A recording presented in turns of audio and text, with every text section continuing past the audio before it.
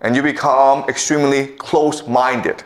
Okay, you become lazy. And so the Spanish, they had all this wealth, and they decided that they really want to work anymore. Okay, so what happened? Well, what happened was that they started to subcontract their labor to other places. Okay, so now what's going to happen is you will have the rise of England, French, and the Dutch Republic mainly, okay, to provide textiles, luxury goods to Spain, all right? So how this was accomplished was first, industry. So the Spanish, because they were so wealthy, didn't want to work.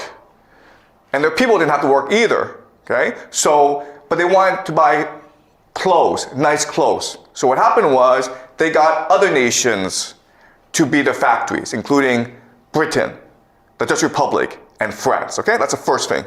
Second thing that happened was trade, okay? So the Spanish did engage in trade, but now that they're so wealthy, they could just hire the Dutch to do it, okay? Now the Dutch were responsible for going to the East Indies and bringing back the spices, because it's a very dangerous job, right? You could get sick, you could die along the way.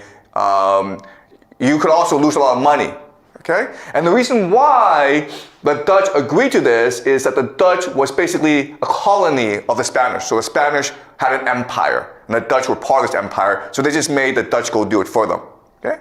But the third thing that happened was piracy.